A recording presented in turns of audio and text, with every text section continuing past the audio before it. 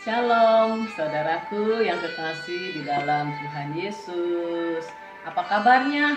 Pasti saudara dalam keadaan baik ya, dalam keadaan yang sungguh-sungguh aman di dalam perlindungan Tuhan ya.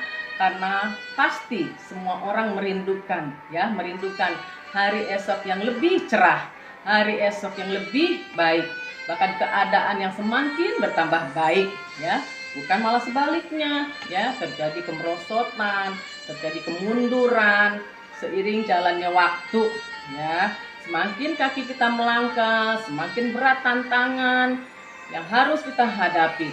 Nah, iman kita mulai menjadi lemah karena keadaan dan situasi yang ada di sekeliling kita, situasi yang berat yang kita alami setiap hari. Kita mulai tawar hati, dikuasai pikiran yang menakutkan, juga bisa akhirnya kita sedikit demi sedikit rasa tergoncang, mulai undur pada Tuhan ya. Imannya mulai menjadi melemah karena kesedihan, akhirnya membuat tawar hatinya. Saudara, siang hari ini saya mau menyampaikan sharing sedikit firman Tuhan tentang bertahan di tengah tantangan hidup ya, dari Amsal 24 ayat 10. Di situ dikatakan, jika engkau tawar hati pada masa kesesakan, kecillah kekuatanmu ya. Dalam situasi seperti sekarang ini, kita harus semakin aktif nih iman kita. Kita harus hidup di dalam iman kepada Tuhan Yesus Kristus ya.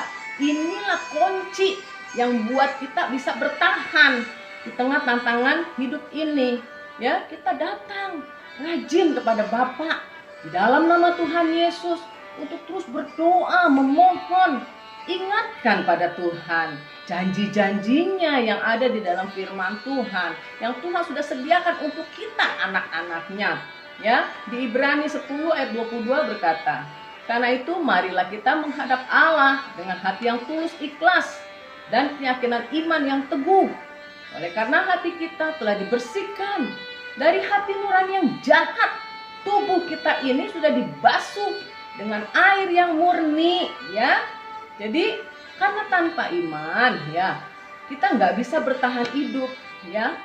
Kalau kita memiliki iman yang teguh, iman yang benar kepada Yesus Kristus Tuhan ya, jadi selama kita masih hidup di dalam dunia ini, kita nggak bisa menghindar memang dari berbagai pencobaan ya, tekanan, himpitan, masalah, bahkan hutang, sakit penyakit dan sebagainya.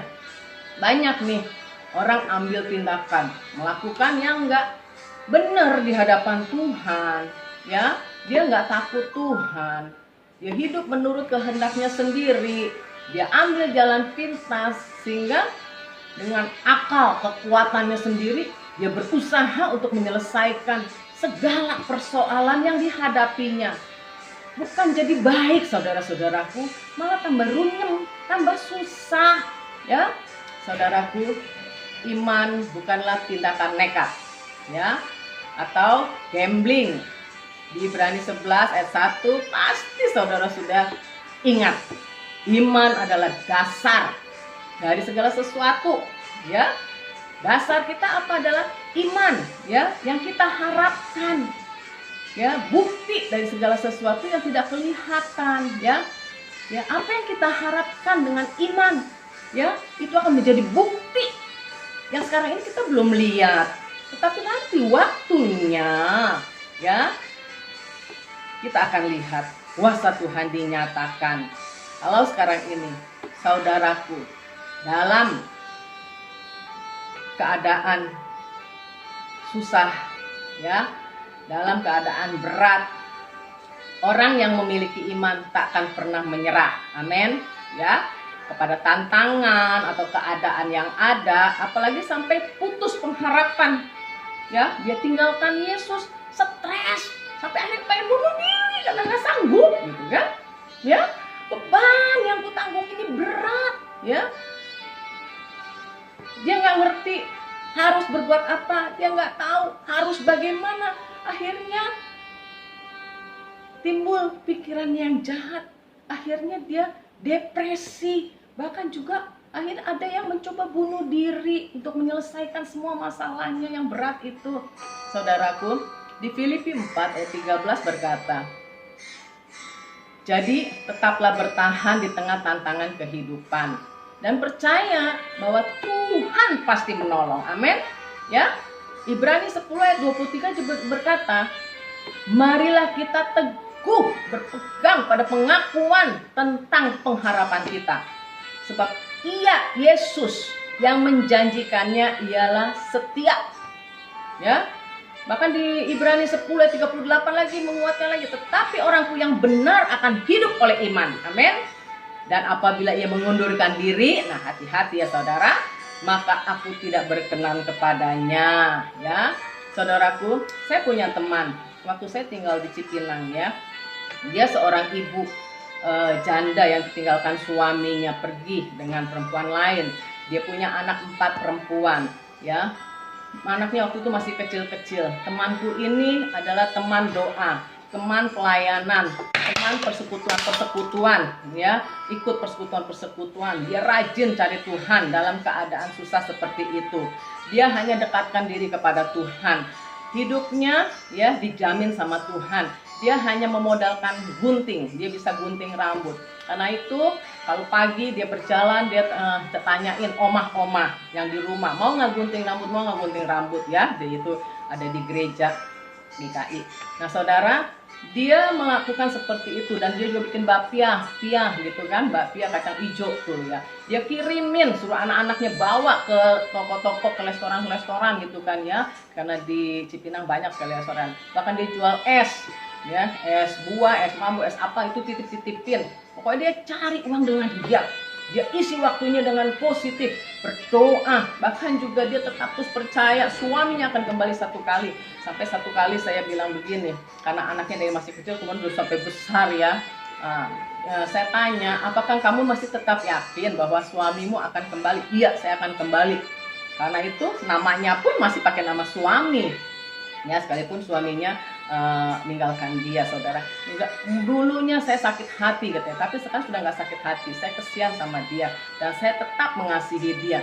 Dan kalau kamu misalnya dia nanti satu kali suami itu akan kembali pulang dalam keadaan mungkin sakit, menderita, atau juga dia sudah valid ya, perusahaannya sudah bangkrut, gimana? Nggak apa-apa katanya, karena itu dia adalah ayah anak-anak saya, saudara.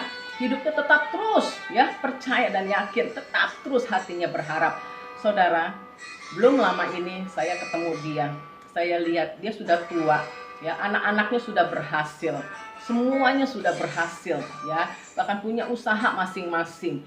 Bahkan si ibu ini mendampingi anak-anaknya, nemenin anak-anaknya di tempat usahanya itu ya.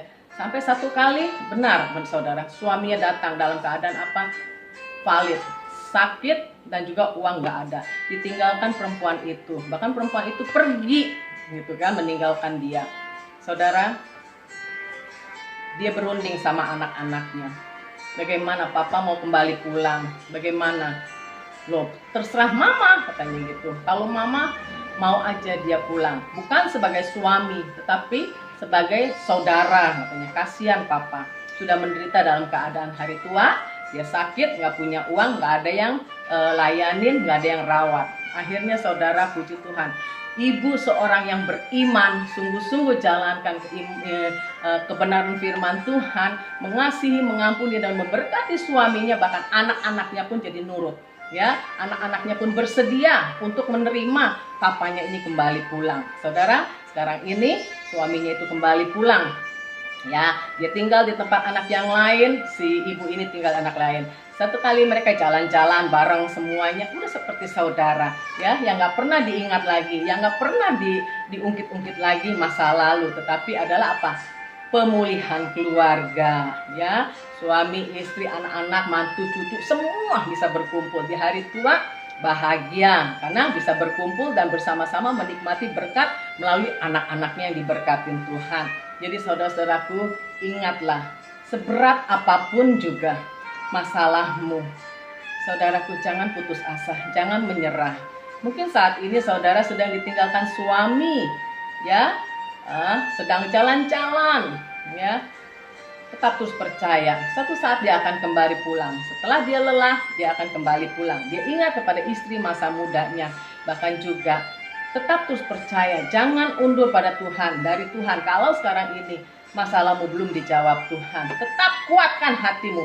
Tabahkan, terus tambahkan imanmu kepada Tuhan. Sampai saudara dapatkan mujizat itu terjadi. Kalau teman saya ini sudah melihat mujizat, ya, di hari tuanya mereka berbahagia karena bisa berkumpul, ya, menjadi keluarga yang utuh. Pasti saudara pun akan mengalami seperti itu. Karena itu jangan takut dan jangan menjadi lemah atau putus asa. Jangan ada kata sia-sia, jangan mengutuki suamimu, tetapi tetap terus mengasihi dia, mengampuni dia. Pasti satu saat pemulihan keluarga akan terjadi. Biarlah kiranya Tuhan memberkati kita semuanya. Selamat beraktivitas, jaga kesehatan, dan tetap semangat. Tuhan Yesus berkati.